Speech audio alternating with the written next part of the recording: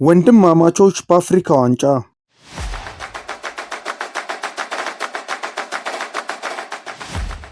የአፍሪካ ዋንጫ መልከ ብዙ ውድድር ነው። የሀገራት ተቀናቃኝነት፣ ታሪካዊ ገድሎች፣ አይረሴ ተጫዋቾች የግል ብቃትና የጨዋታ ወሳኝ ግቦች ዋንጫውን ከፍ አድርጎ የማንሳት ኩራትና የሀገር ፍቅር ስሜት መገለጫዎቹ ናቸው። ከሚቆጠሩ ግቦችና ዋንጫዎች ባለፈ ቤተሰባዊ ገጽታ ያለው ነው።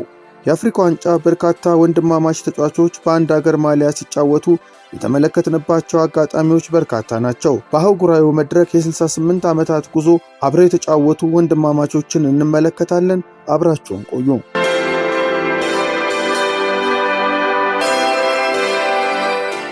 ኢታሎ ቫሳሎ እና ሉቺያኖ ቫሳሎ ኢትዮጵያ። ኢታሎ ቫሳሎ እና ሉቺያኖ ቫሳሎ በአፍሪካ ዋንጫ ታሪክ ለመጀመሪያ ጊዜ የተጫወቱ ወንድማማቾች መሆናቸውን የአፍሪካ እግር ኳስ ኮንፌዴሬሽን መረጃ ያመለክታል። ኢትዮጵያ እንደ አውሮፓውያን አቆጣጠር በ1962 ባዘጋጀችው ሶስተኛው የአፍሪካ ዋንጫ የቫሳሎ ወንድማማቾች አንድ ላይ ለኢትዮጵያ ብሔራዊ ቡድን ተጫውተዋል። ሉቺያኖ በውድድሩ ላይ 3 ግቦችን በማስቆጠር ከግብፁ ባዳዊ አብድል ፋታህ ጋር በጋራ የከፍተኛ ግብ አስቆጣሪ ሆኖ አጠናቋል። ሉቺያኖ የውድድሩ ኮከብ ተጫዋች ተብሎ የተመረጠ ሲሆን ይህም በውድድሩ ታሪክ የኮከብ ተጫዋችነትን ሽልማት ያገኘ የመጀመሪያው ተጫዋች እንዲሆን አስችሎታል።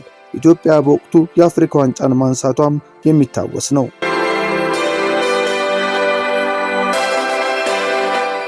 ሆሳም ሐሰን እና ኢብራሂም ሐሰን ከግብፅ። ሆሳም ሐሰን እና ኢብራሂም ሐሰን በአፍሪካ ዋንጫ ስኬታማ የሚባሉ ወንድማማች ተጫዋቾች ናቸው። እንደ አውሮፓውያን አቆጣጠር በ1986 ግብፅ ባስተናገደችው 15ኛው የአፍሪካ ዋንጫና እንደ አውሮፓውያን አቆጣጠር በ1998 በቡርኪና ፋሶ የተካሄደውን 21ኛው የአፍሪካ ዋንጫ ግብፅ ስታነሳ የቡድኑ አባላት ነበሩ።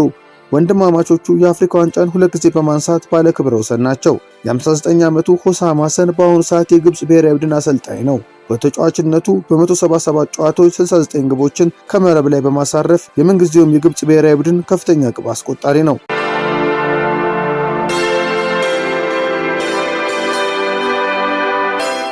አልበርት ቦዋንጋ እና ሮበርት ካዛዲ ዲሞክራቲክ ሪፐብሊክ ኮንጎ። ሁለቱ ወንድማማቾች ግብፅ እንደ አውሮፓውያን አቆጣጠር በ1974 ባዘጋጀችው 9ኛው የአፍሪካ ዋንጫ ላይ በጋራ ተሰልፈዋል። በወቅቱ ዲሞክራቲክ ሪፐብሊክ ኮንጎ ዛምቢያን በማሸነፍ ዋንጫውን ስታነሳ የታሪካዊው ድል አካል ነበሩ።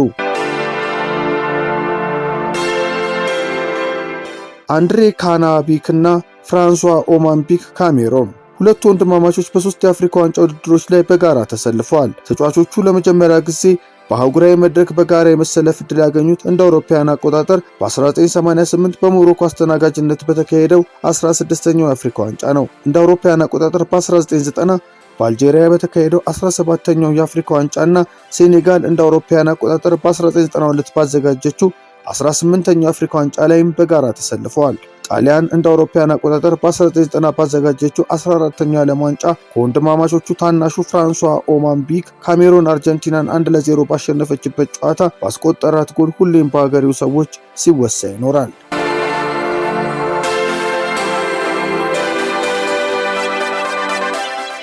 አንድሬ አየውና ጆርዳን አየው ከጋና። ጋናውያን ወንድማማቾች የአፍሪካ ዋንጫ ሲነሳ ሁሌም የሚታወሱ ተጫዋቾች ናቸው። በ6 የአፍሪካ ዋንጫዎች ላይ አብረው ተሰልፈዋል። ለመጀመሪያ ጊዜ አብረው የተሰለፉት ኢኳቶሪያል ጊኒ እና ጋቦን እንደ አውሮፓውያን አቆጣጠር በ2012 ባዘጋጁት 28ኛው የአፍሪካ ዋንጫ ላይ ነው። የአየው ወንድማማቾች እንደ አውሮፓውያን አቆጣጠር በ2015 ኢኳቶሪያል ጊኒ ባዘጋጀችው 30ኛው የአፍሪካ ዋንጫ ለማንሳት ተቃርበው የነበሩ ቢሆንም በፍጻሜው በኮት ዲቫር በመለያ ምት ተሸንፈው ህልማቸው ሳይሳካ ቀርቷል።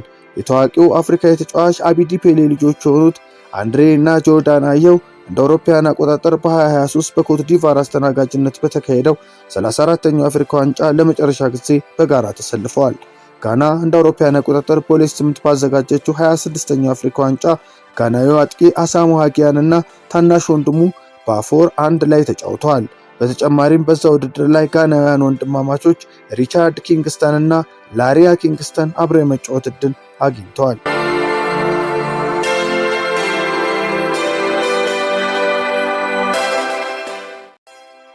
ኮሎ ቱሬ እና ያያ ቱሬ ኮት ዲቫር። በአፍሪካ እግር ኳስ ውስጥ ስማቸው በግንባር ቀደምትነት ከሚነሱ ተጫዋቾች መካከል ኮሎ ቱሬ እና ያያ ቱሬ ይጠቀሳሉ። ወንድማማቾቹ ለመጀመሪያ ጊዜ አብረው የተሰለፉት እንደ አውሮፓውያን አቆጣጠር በ2006 በግብፅ አስተናጋጅነት በተካሄደው 25ኛው የአፍሪካ ዋንጫ ላይ ነው። በወቅቱ ኮት ዲቫር ለፍጻሜ ደርሳ በግብጽ በመለያ ምት ተሸንፋለች። ኢኳቶሪያል ጊኒ እንደ አውሮፓውያን አቆጣጠር በ2015 ባዘጋጀችው 30ኛው የአፍሪካ ዋንጫ ኮት ዲቫር ጋናን በማሸነፍ ዋንጫውን ለሁለተኛ ጊዜ ስታነሳ በጋራ የድሉ ተቋዳሽ ሆነዋል። የቱሬ ወንድማማቾች ለ6 ጊዜ በአፍሪካ ዋንጫ አብረው ተጫውተዋል።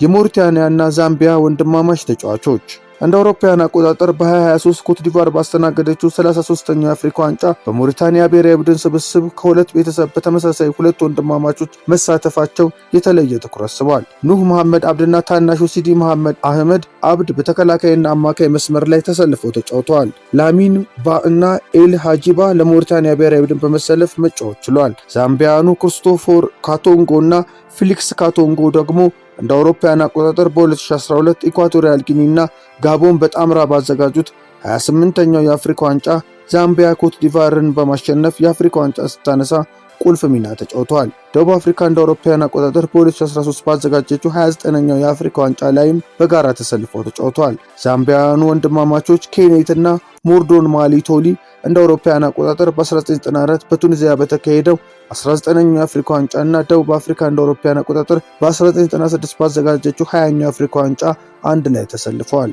አለን ትራኦሬ እና ኢብራሂም ትራኦሬ ቡርኪና ፋሶ በ30ኛው እና 31ኛው አፍሪካ ዋንጫ፣ ሳምቡ ያታባሬ እና ሙስጠፋ ያታባሬ ከማሊ በተመሳሳይ በ30ኛው እና 31ኛው የአፍሪካ ዋንጫ፣ ፒተር ኑዶልቩ እና አዳም ኑዶልቩ ዚምባብዌ በ24ኛው የአፍሪካ ዋንጫ፣ ሳሉ ባቺሩ እና ታጁ ከቶጎ በ22ኛው የአፍሪካ ዋንጫ፣ ቾሞጎ ኦማር እና ሴዲያት ኦማር ከቤኒን በ24ኛው የአፍሪካ ዋንጫ፣ መሐመድ እና ሙሳ ካሎን ከሴራሊዮን በ20ኛው የአፍሪካ ዋንጫ እና ሳሚር ሳሊሚ እና አዴል ሳሊሚ ከቱኒዚያ በ19ኛው የአፍሪካ ዋንጫ አብረው የተሰለፉ ተጫዋቾች ናቸው።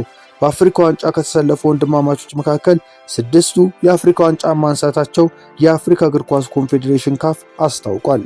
አድማጮቻችን፣ ወንድማማቾች በአፍሪካ ዋንጫ በሚል ያዘጋጀነው ዝግጅት ይህንን ይመስላል። በሌላ ዝግጅት እስከምንገናኝ መልካም ጊዜ